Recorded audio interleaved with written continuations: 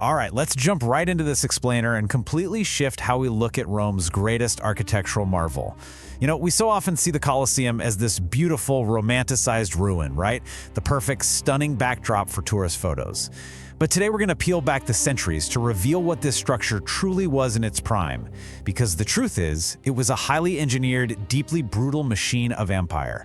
We're going to dig into exactly how this massive arena operated, the staggering logistics running beneath its floors, and the sheer, mind-blowing scale of the spectacles it hosted. 9,000. Just let that number sink in for a second. According to the ancient historian Cassius Dio, that is how many wild animals were slaughtered during the Colosseum's 100-day inaugural games alone. Just one event. It's a jaw-dropping figure, honestly, and it instantly frames this building as way more than just a sports arena. It was a site of mass destruction on a scale that's actually kind of hard for us to comprehend today. So how did the Romans even get to that level of spectacle? Well, it all goes back to the Great Fire of Rome in 64 AD. After the fire, Emperor Nero seized a huge chunk of the devastated city center to build a massive palace, complete with a private artificial lake. But when the Flavian dynasty took over, they literally filled in that lake. Construction on the new amphitheater began under Emperor Vespasian around 72 AD, and get this, it was entirely financed by the massive spoils taken from the Jewish temple after the siege of Jerusalem. By 80 AD, Vespasian's son, Titus, held those famous inaugural games. It was an incredibly brilliant populist move. He essentially gave that prime real estate back to the Roman people by dropping a massive public entertainment center right in the heart of the city. Now picture this, 50 to 80,000 people showing up for a show. How do you get them all inside without it turning into total chaos? The Roman architects actually used crowd control solutions that are remarkably similar to our modern stadiums. First, you'd get a numbered pottery shard as your ticket. Then you'd enter through one of 76 designated public arches at ground level. From there, you just navigated through these specialized, smoothly designed passageways called vomitoria directly to your exact seat. The whole system was so brilliantly efficient that tens of thousands of people could seamlessly flow in and out of the building in a matter of minutes. But here's the catch. Where you sat wasn't just about scoring a good view of the action. It was a rigid, physical blueprint of Roman social hierarchy. Right at the very edge of the arena, you had the VIPs, the emperor, the Vestal Virgins, and the senators on the podium. Just above them sat the knights, followed by the ordinary plebeian citizens, who were carefully divided up by wealth. And then, way up at the top, in a gallery added later by Emperor Domitian, were the slaves, the common poor, and women, who often had to stand or sit on these steep wooden benches. So the building itself literally enforced exactly where you belonged in Roman society. Now, keeping 80,000 segregated citizens from passing out under the blazing Italian sun required some serious innovation. So, they engineered something absolutely spectacular, the velarium. Think of it as an enormous retractable canvas awning. Basically a giant net of ropes and sails supported by 240 wooden masts all around the top of the arena. It even sloped downward specifically to catch the wind and create a cooling breeze for the crowd.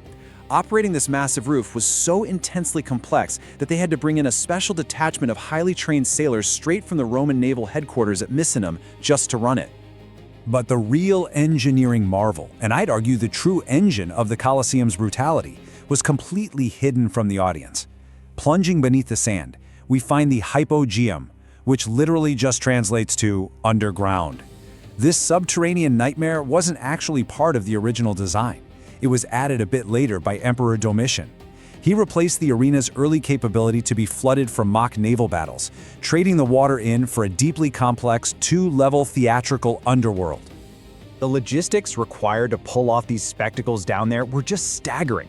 Down in the pitch black, slaves worked these elaborate rope and pulley systems connected to 80 vertical elevator shafts. They even built heavy-duty hinged platforms, called hegmata, that were literally strong enough to lift elephants up to the surface. The hypogeum also had direct tunnels hooking up to nearby gladiator barracks, like the Ludus Magnus.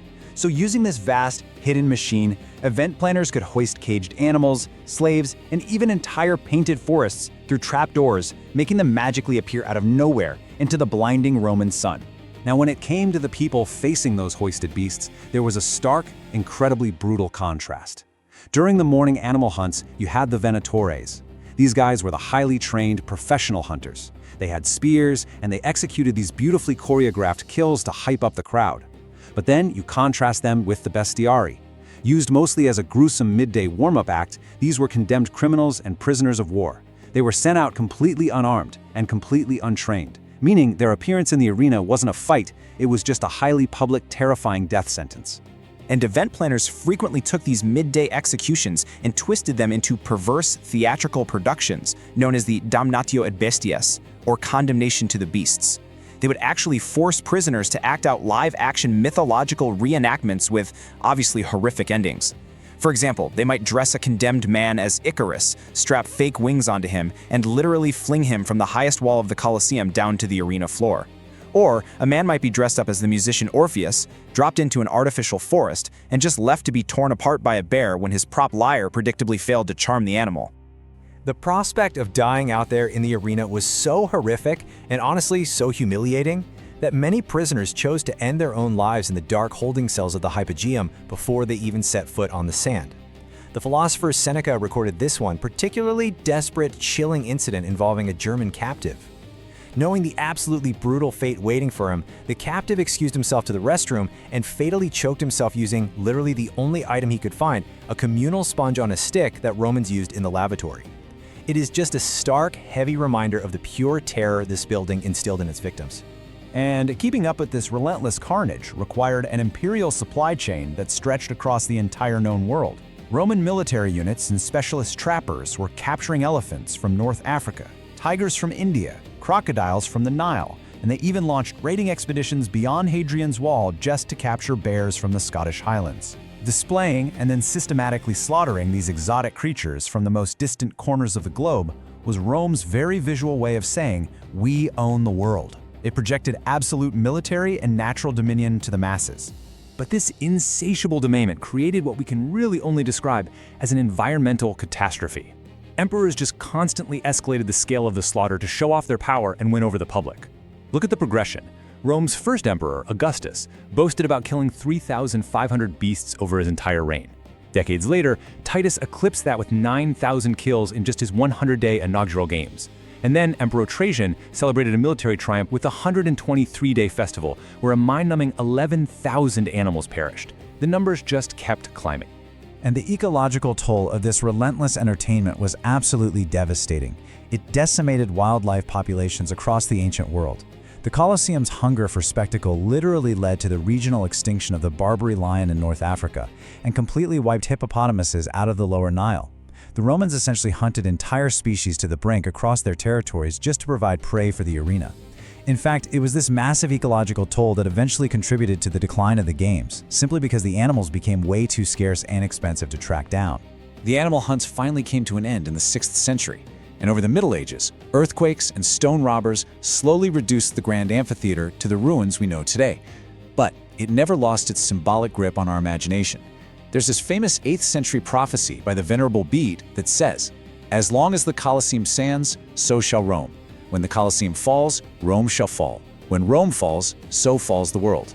Now actually, Bede was referring to the giant bronze statue of Nero, the Colossus, that stood nearby, and eventually gave the building its modern name. But his words perfectly capture the enduring mythical shadow the amphitheater itself has cast over human history. Fast forward to today, and we see an incredibly powerful inversion of that dark legacy. A building that was explicitly designed for mass slaughter and brutal public execution has actually been repurposed into a global beacon for life. As a statement against capital punishment, local authorities in Rome now bathe the Colosseum in a vibrant golden light whenever a death penalty sentence is abolished, or even when a condemned person's sentence is commuted anywhere in the world. So, having peeled back the layers of sand, the stone, and the blood, we are left with a pretty provocative question.